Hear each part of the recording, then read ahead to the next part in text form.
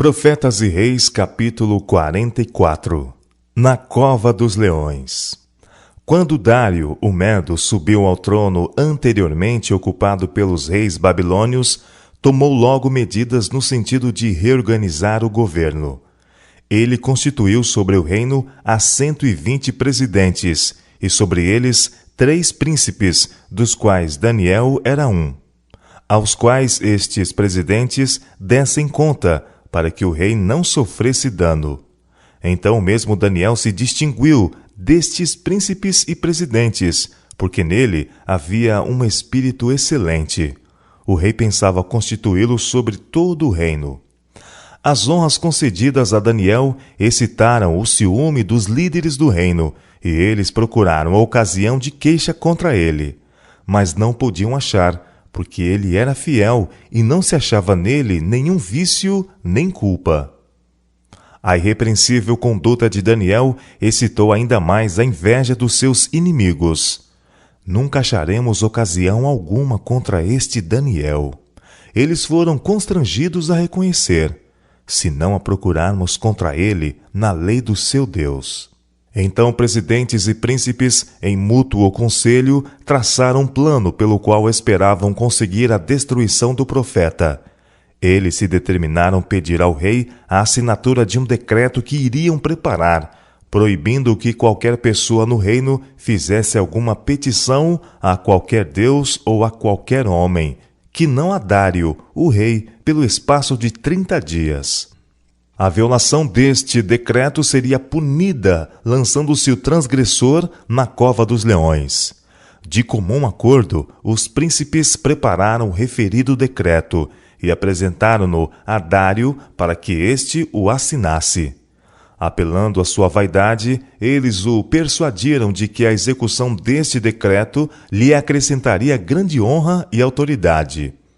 Ignorando o sutil propósito dos príncipes, o rei não percebeu a animosidade deles no edito e, cedendo à sua lisonja, assinou. Os inimigos de Daniel deixaram a presença de Dário, regozijando-se a respeito do laço que seguramente haviam armado para o servo de Jeová. Na conspiração assim formada, tinha Satanás desempenhado importante parte. O profeta havia sido exaltado em mando no reino, e os anjos maus temiam que sua influência pudesse enfraquecer-lhes o controle sobre seus governantes. Foram essas instrumentalidades satânicas que impeliram os príncipes a sentir inveja e ciúmes. Foram eles que inspiraram o plano da destruição de Daniel, e os príncipes, rendendo-se aos instrumentos do mal, levaram-no à execução. Os inimigos do profeta contavam com o firme apego de Daniel ao princípio para o sucesso de seu plano. E eles não estavam errados na estimativa do seu caráter. Ele percebeu logo o maligno propósito que tiveram na elaboração do decreto, mas não mudou a sua conduta no mínimo que fosse. Por que deveria ele deixar de orar agora, quando mais necessário era orar? Antes renunciaria à própria vida, a renunciar à sua esperança de auxílio em Deus. Tranquilamente, ele desempenhou seus deveres como chefe dos príncipes, e na hora da oração, dirigiu-se para o seu aposento, e com as janelas abertas para o lado de Jerusalém, de acordo com o costume, fez as suas petições ao Deus do céu. Ele não procurou ocultar o seu ato. Embora soubesse muito bem quais as consequências de sua fidelidade a Deus, seu espírito não vacilou. Ante os que estavam tramando a sua ruína, ele não permitira sequer a aparência de que sua ligação com o céu estava interrompida. Em todos os casos onde o rei tivesse o direito de ordenar, Daniel obedeceria. Mas nem o rei, nem o seu decreto poderiam fazê-lo desviar-se de sua obediência ao Rei dos Reis. Assim, ousada, embora quieta e humildemente, o profeta declarou que nenhum poder terreno tem o direito de interpor-se entre a alma e Deus. Cercado por idólatras, ele era uma fiel testemunha desta verdade. Seu inquebrantável apego ao direito era uma brilhante luz nas trevas morais dessa corte pagã. Daniel está perante o mundo hoje como um digno exemplo do destemor e fidelidade cristãos. Durante todo um dia, os príncipes observavam Daniel. 3 vezes viram-no dirigir-se ao seu aposento e 3 vezes ouviram sua voz erguer-se em fervente intercessão a Deus. Na manhã seguinte fizeram sua denúncia perante o rei. Daniel, seu mais honrado e fiel estadista, tinha votado ao desprezo o decreto real. Porventura não assinaste o edito? Lembraram-lhe, pelo qual todo homem que fizesse uma petição a qualquer deus ou a qualquer homem por espaço de 30 dias, e não a ti, ó rei, seria lançado na cova dos leões? Esta palavra é certa, respondeu o rei, conforme a lei dos medos e dos persas, que não se pode revogar. Resultantemente informaram eles agora a Dário da conduta do seu mais acatado conselheiro. Daniel, que é dos transportados de Judá, exclamaram, não tem feito caso de ti, ó rei, nem do edito que assinaste. Antes, 3 vezes ao dia, faz a sua oração. Quando o monarca ouviu essas palavras, viu de imediato o laço que havia sido armado para o seu fiel servo. Compreendeu que não fora o zelo pela honra e glória real, mas a inveja de Daniel, o que os levara a propor o decreto real. Penalizado pela parte que havia desempenhado no mal que se praticara, o rei, até o pôr do sol, trabalhou para salvar seu amigo. Os príncipes, prevendo este esforço da parte do rei, vieram a ele com as palavras: Sabe, ó rei, que é uma lei dos medos e dos persas, que nenhum edito ou ordenança que o rei determine se pode mudar. O decreto, embora feito de afogadilho, era inalterável e devia produzir os seus efeitos. Então o rei ordenou que trouxesse a Daniel e o lançassem na cova dos leões. E, falando o rei, disse a Daniel: O teu Deus, a quem tu continuamente serves, ele te livrará. Uma pedra foi posta na boca da cova, e o próprio rei a selou com o seu anel e com o anel dos seus grandes, para que se não mudasse a sentença acerca de Daniel. Então o rei dirigiu-se para o seu palácio e passou a noite em jejum, e não deixou trazer à sua presença instrumentos de música, e fugiu dele o sono. Deus não impediu os inimigos de Daniel de lançarem-no na cova dos leões. Ele permitiu que anjos maus e homens ímpios chegassem a realizar o seu propósito. Mas isto foi para que pudesse tornar o livramento do seu servo mais marcante e mais completa a derrota dos inimigos da verdade e da justiça. A cólera do homem redundará em teu louvor. O salmista testificou. Graças à coragem deste único homem que escolheu seguir o direito antes que a astúcia, Satanás devia ser derrotado e o nome de Deus exaltado e honrado. Logo na manhã seguinte, o rei Dário dirigiu-se depressa para a cova e chamou por Daniel com voz triste. Daniel, servo do Deus vivo, dar-se-ia o caso que o teu Deus, a quem tu continuamente serves, tenha podido livrar-te dos leões? A voz do profeta respondeu: Ó rei, vive para sempre. O meu Deus enviou o seu anjo e fechou a boca dos leões, para que não me fizesse dano, porque foi achada em mim inocência diante dele, e também contra ti, ó rei, não tenho cometido delito algum. Então o rei muito se alegrou em si mesmo, e mandou tirar a Daniel da cova, e nenhum dano se achou nele, porque crera no seu Deus.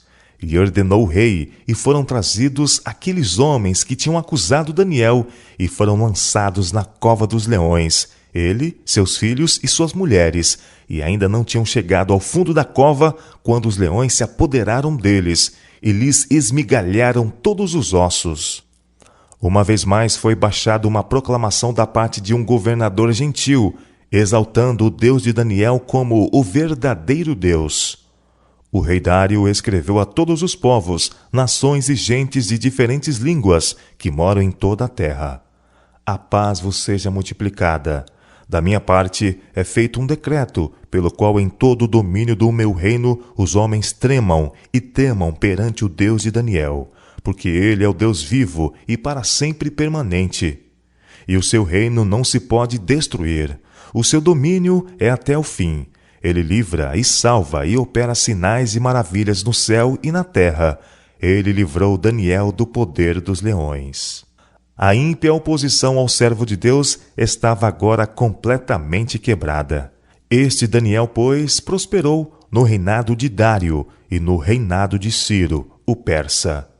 E mediante associação com ele, esses monarcas pagãos foram constrangidos a reconhecer o seu Deus como o Deus vivo e para sempre permanente, e o seu reino não se pode destruir. Da história do livramento de Daniel, podemos aprender que em tempos de provação e tristeza, os filhos de Deus devem ser precisamente o que eram quando suas perspectivas brilhavam de esperança e estavam cercados de tudo o que poderiam desejar. Daniel na cova dos leões foi o mesmo Daniel que esteve perante o rei como o principal entre os ministros de Estado e como profeta do Altíssimo. Um homem cujo coração se firma em Deus será na hora de sua maior prova o mesmo que era em sua prosperidade, quando a luz e o favor de Deus e do homem incendiam sobre ele. A fé alcança o invisível e se apega a realidades eternas. O céu está mais próximo daqueles que sofrem por amor da justiça. Cristo identifica os seus interesses com os interesses do seu fiel povo. Ele sofre na pessoa dos seus santos, e seja o que for que toque em seus escolhidos, toca nele. O poder que está perto para libertar do dano físico e da angústia está perto também para salvar do mal maior, tornando possível ao servo de Deus manter sua integridade sob todas as circunstâncias e triunfar através da graça divina. A experiência de Daniel como estadista no reino de Babilônia e da Medo-Pérsia revela a verdade de que um homem de negócios não tem que ser necessariamente um homem ardiloso e astuto, mas pode ser um homem instruído por Deus em cada passo.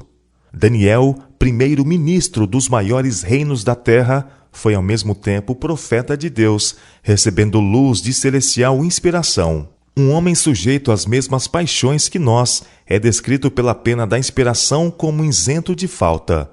Suas transações de negócios, quando submetidas à mais apurada fiscalização dos seus inimigos, foram consideradas sem falha.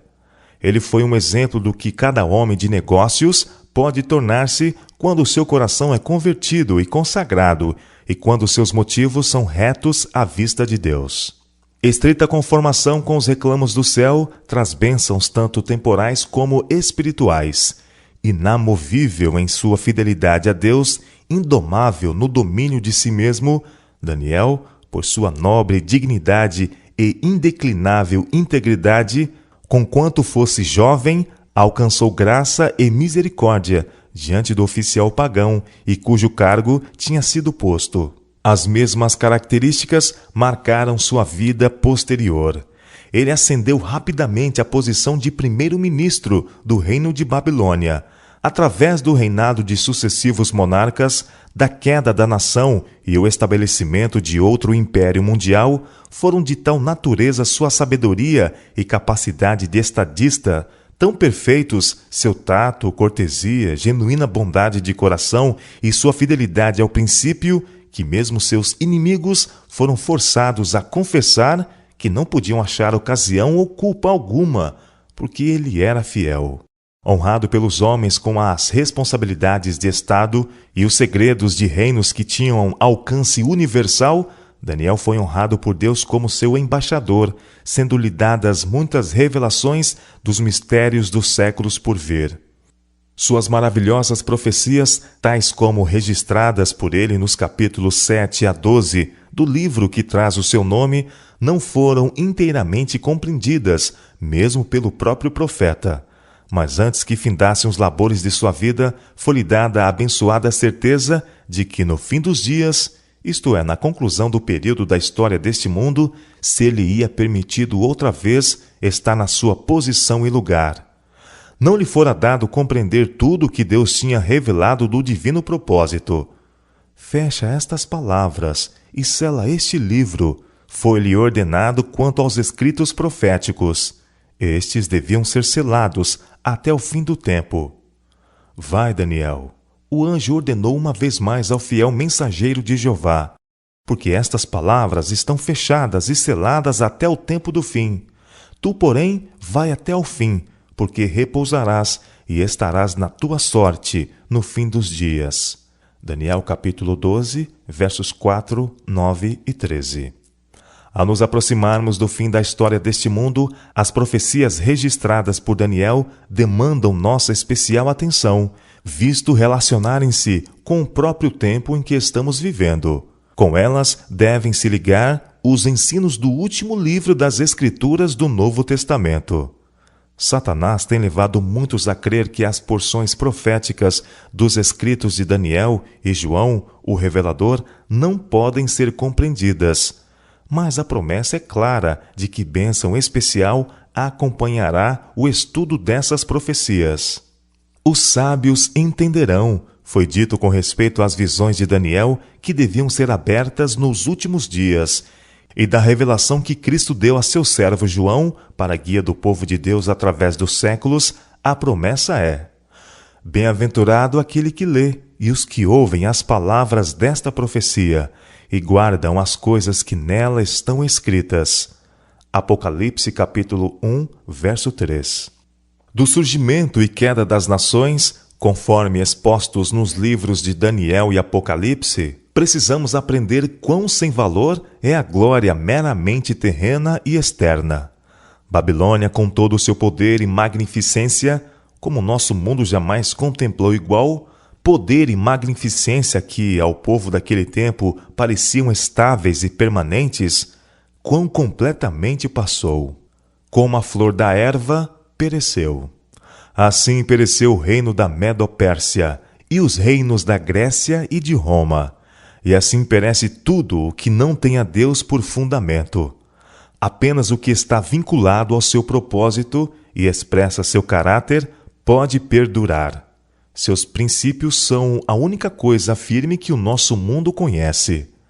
Um cuidadoso estudo da operação do propósito de Deus na história das nações e na revelação das coisas por acontecer nos ajudará a estimar no seu verdadeiro valor as coisas visíveis e as invisíveis e a aprender o que é o verdadeiro alvo da vida. Assim, considerando os acontecimentos do tempo à luz da eternidade, podemos, como Daniel e seus companheiros, viver pelo que é verdadeiro, nobre e perdurável. E aprendendo nesta vida os princípios do reino de nosso Senhor e Salvador, esse abençoado reino que deve durar para todo sempre, podemos estar preparados em sua vinda para